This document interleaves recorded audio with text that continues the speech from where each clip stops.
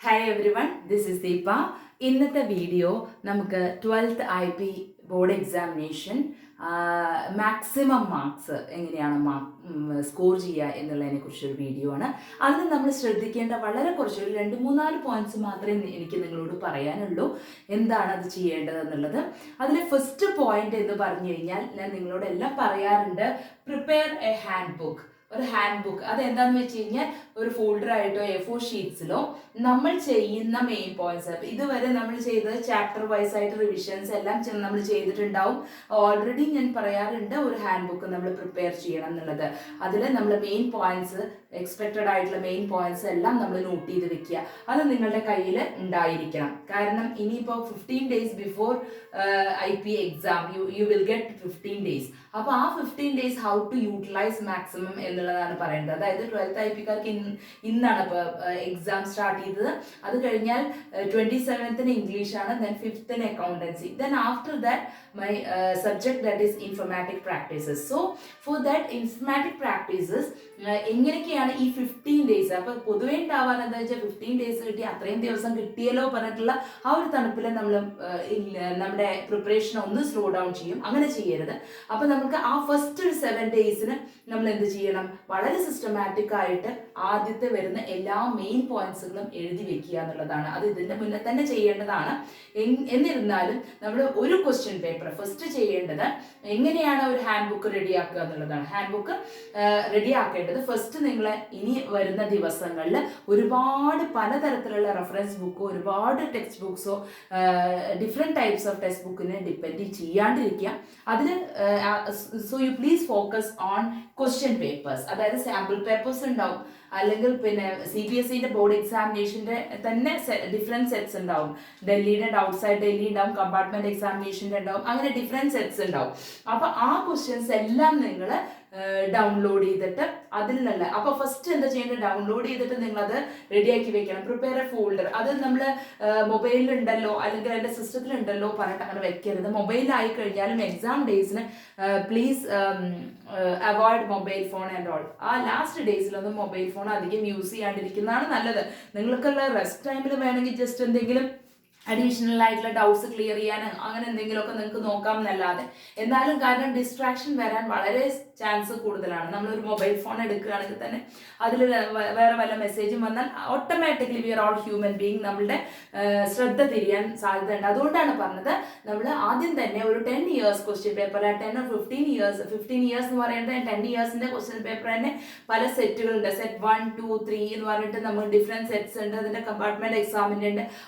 അങ്ങനെ ഒരു set of question paper നമ്മൾ പ്രിന്റ് ഔട്ട് എടുത്ത് വെക്കുക. First prepare A hand book, next നമ്മുടെ ക്വസ്റ്റ്യൻ പേപ്പേഴ്സിന്റെ ഡൗൺലോഡ് ചെയ്തിട്ട് അത് പ്രിന്റ് ഔട്ട് എടുത്ത് വെക്കുക.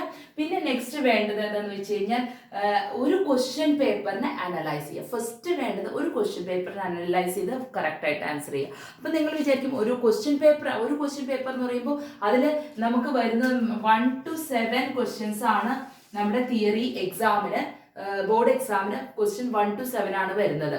അതിൽ 3, 5, 6 എല്ലാം വരുന്നത് SQL എന്നുള്ള ക്വസ്റ്റ്യൻസ് ആണ്.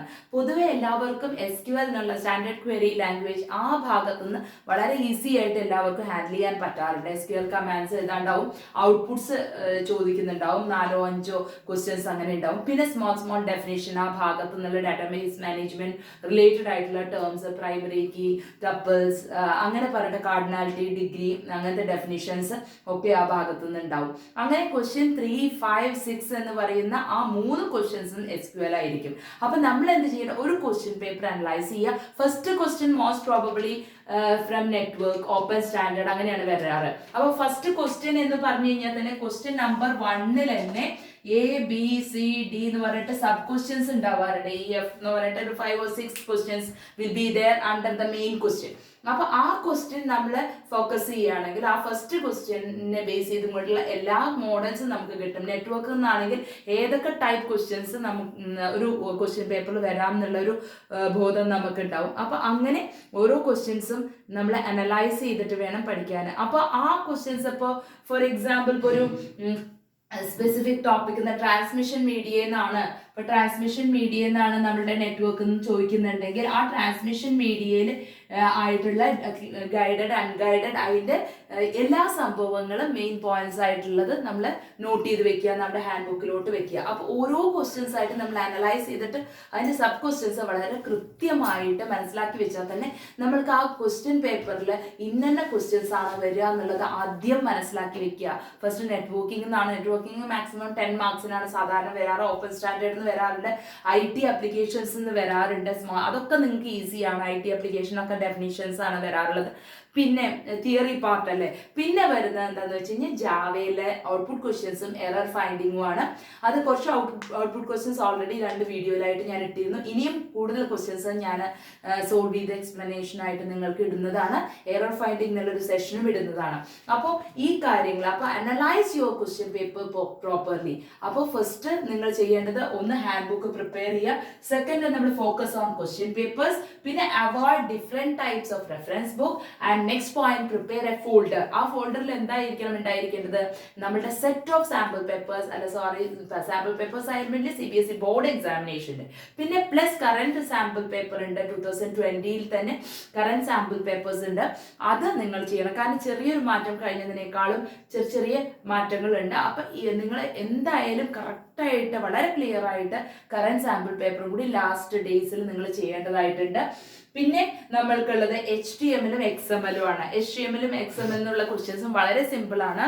അതിന്റെ ടാഗ്സിനെ കുറിച്ചും ഡെഫിനിഷൻസ്, ചിലത് നമ്മളെ ലിസ്റ്റ് പോലത്തുള്ള കുറച്ച് കോഡ് തന്നിട്ട് അതിന്റെ ഔട്ട്പുട്ട് ഡെഫിനിഷൻസ് അങ്ങനെയൊക്കെയാണ് ചെയ്യാറുള്ളത്. അപ്പൊ നമ്മൾ ഒരു ക്വസ്റ്റ്യൻ പേപ്പർ വളരെ വൃത്തിയായിട്ട് അനലൈസ് ചെയ്തിട്ട് ഏതൊക്കെ തരത്തിലുള്ള ക്വസ്റ്റ്യൻസ് ആണ് വരിക എന്നുള്ളത് മനസ്സിലാക്കുക. എന്നിട്ട് അതിനെക്കുറിച്ച് പ്രിപ്പയർ ചെയ്യാം. അപ്പോൾ മാക്സിമം നമുക്ക് ജാവയിൽ നിന്ന് 20 ക്വസ്റ്റ്യൻസ് ആണ്, എറർ കറക്ഷനും ഔട്ട്പുട്ട് ക്വസ്റ്റ്യൻസും എല്ലാം കൂടിയിട്ട്. അപ്പോൾ ബാക്കിയുള്ളത് നോക്കൂ. ബാക്കി വരുന്നത് നമുക്ക് ഈ ഭാഗത്ത് നിന്ന് SQL വരുന്നുണ്ട്, HTML XML വരുന്നുണ്ട്, IT അപ്ലിക്കേഷൻസ് വരുന്നുണ്ട്. ഇതെല്ലാം തന്നെ വളരെ വൃത്തിയായിട്ട് പ്രിപ്പയർ ചെയ്ത് കഴിഞ്ഞാൽ തന്നെ it is very easy to score high marks. അതായത് നമുക്ക് 30 എന്ന് പറയുന്നത് പ്രാക്ടിക്കൽസിനാണ്. മിനിമം 25 മാർക്സ് എങ്കിലും ഇല്ലാത്തവരായിട്ട് ഉണ്ടാവില്ല. മിനിമം 25 മാർക്സ് എല്ലാവർക്കും ഉണ്ടാവും. അപ്പൊ 25+ ആണ് നമ്മളിപ്പോൾ പറയുന്നത്. അപ്പോൾ ഒരു 70 മാർക്സ് അല്ലെങ്കിൽ 65 മാർക്സ് ആയ നിങ്ങൾക്ക് 90 മാർക്സ് ആയി. അപ്പൊ വളരെ വൃത്തിയായിട്ട് നമുക്ക് ചെയ്തു കഴിഞ്ഞാൽ it is very easy to score 70 out of 70. അപ്പൊ ഈ 4 പോയിന്റ്സ് നിങ്ങൾ മനസ്സിൽ ശ്രദ്ധിച്ചു വെക്കുകയാണെങ്കിൽ ഇറ്റ് ഈസ് വെരി ഈസി